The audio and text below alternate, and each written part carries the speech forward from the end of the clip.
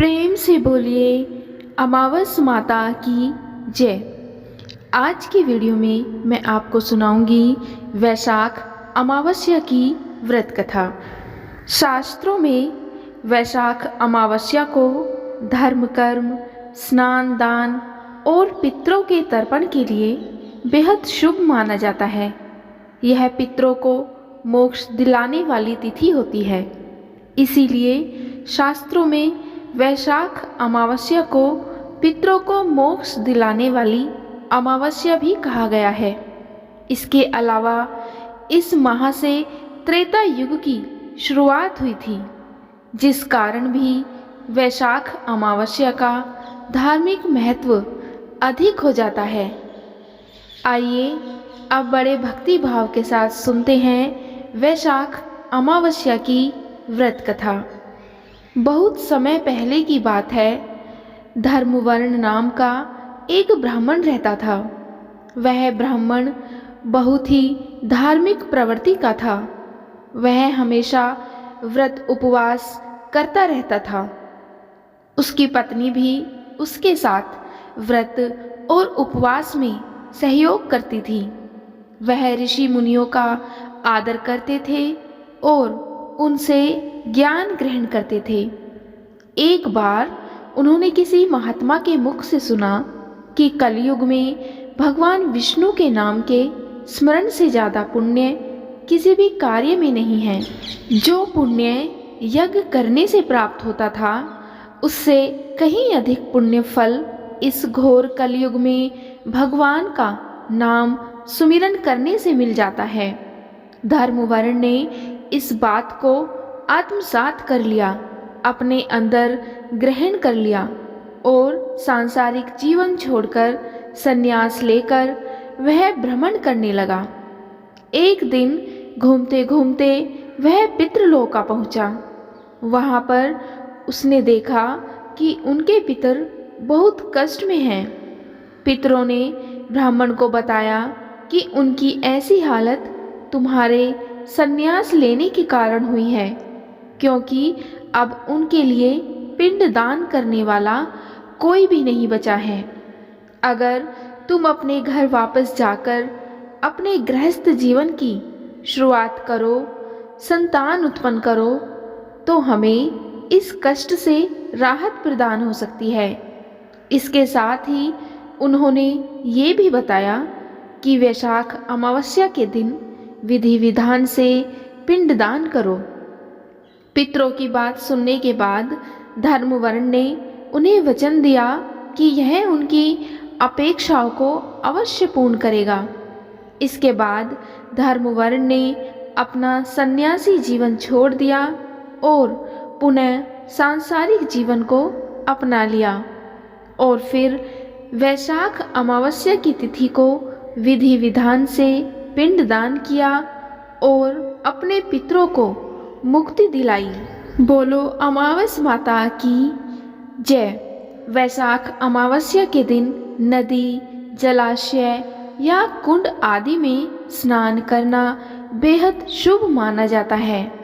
इस दिन सूर्य देव को अर्घ्य देकर बहते हुए जल में तिल प्रवाहित करने से पितरों की आत्मा को शांति मिलती है और अगर किसी गरीब व्यक्ति को दान दक्षिणा दें तो इससे भी पितृ प्रसन्न होते हैं। इस दिन पीपल के पेड़ पर सुबह जल चढ़ाना चाहिए और शाम के समय दीपक जरूर जलाना चाहिए। अब सुनते हैं अमावस्या के दिन सुनी जाने वाली एक और व्रत कथा। प्राचीन काल में एक ब्राह्मण परिवार कांचीपुरी में रहता था। पति पत्नी दोनों ही बेहद धर्मात्मा थे और धर्मपूर्वक अपनी गृहस्थी चला रहे थे। इनका नाम देव स्वामी था और इनकी पत्नी का नाम धनवती था। इनके 7 पुत्र और एकमात्र पुत्री थी, जिसका नाम गुणवती था। जब गुणवती सयानी हुई और तो देव स्वामी से धनवती ने कहा कि पुत्री के विवाह के लिए अब हमें वर देखना चाहिए। ब्राह्मण ने अपने छोटे पुत्र को बहन गुणवती की कुंडली दी और कहा कि ज्योतिषी से इनकी कुंडली दिखवा लाओ, जिससे गुणवती के विवाह की बात आगे चले। ज्योतिषी को कन्या की कुंडली दिखाई, तब उसने बताया कि विवाह होते ही यह कन्या विधवा हो जाएगी। ज्योतिष की यह बात जब ब्राह्मण परिवार को मालूम हुई तो वह बहुत दुखी हो गया और उसने ज्योतिषी से इसका उपाय पूछा। ज्योतिषी ने बताया कि हे ब्राह्मण, सिंघल द्वीप में एक पतिव्रता महिला रहती है जिसका नाम सोमा धोबिन है। यदि कन्या की शादी से पहले सोमा आपके घर आकर पूजन करे और अपना आशीर्वाद आपकी कन्या को दे तो यह दोष दूर हो जाएगा।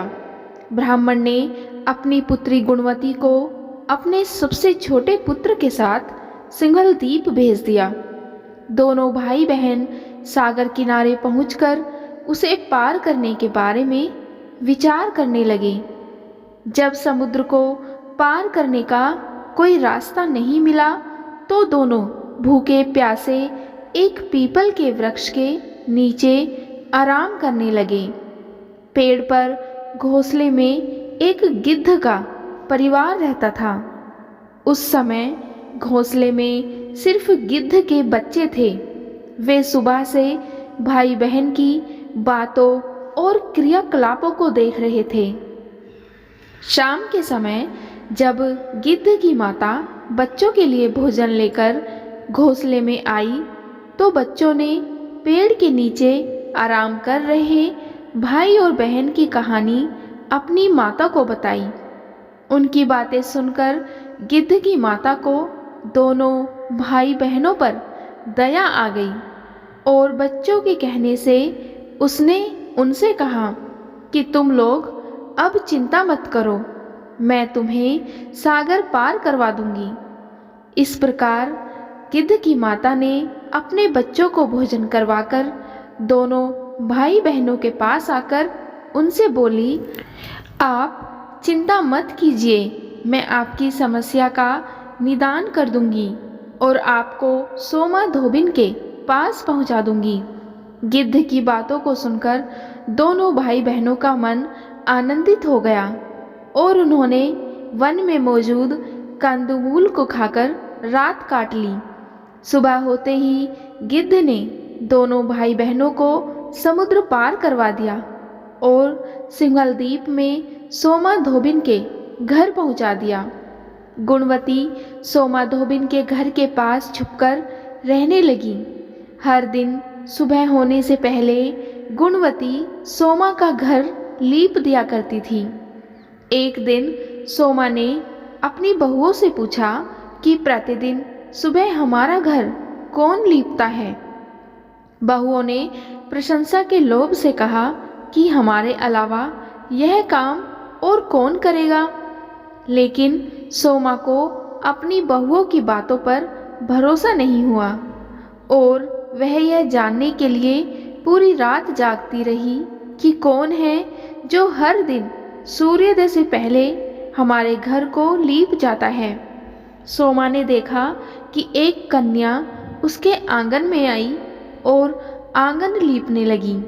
सोमा गुणवती के पास आई और उससे पूछने लगी कि तुम कौन हो और क्यों हर सुबह मेरे आंगन को लीप कर चली जाती हो। गुणवती ने तब अपना सारा हाल सोमा से कह दिया। गुणवती की बातों को सुनकर सोमा ने कहा कि तुम्हारे सुहाग के लिए मैं तुम्हारे साथ चलूंगी। सोमा ने ब्राह्मण के घर आकर पूजन किया, लेकिन विधि का विधान कौन टाल सकता है।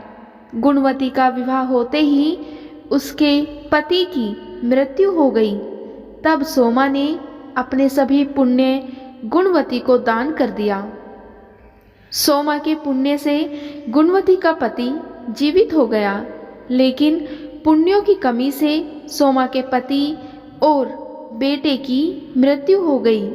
लेकिन सोमा ने अपना घर छोड़ने से पहले बहुओं से कह दिया था कि मेरे लौटने से पहले अगर मेरे पति और बेटों को कुछ होता है तो उनके शरीर को संभाल कर रखना। बहुओं ने सास की आज्ञा को मानकर सभी के शरीर को संभाल कर रखा।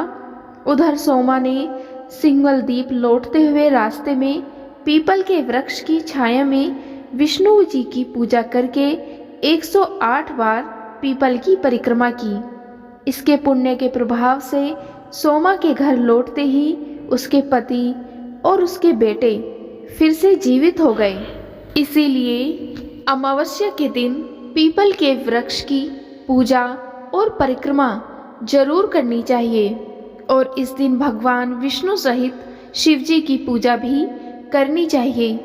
प्रेम से बोलिए विष्णु भगवान की जय, लक्ष्मीपति की जय, उमापति शंकर की जय।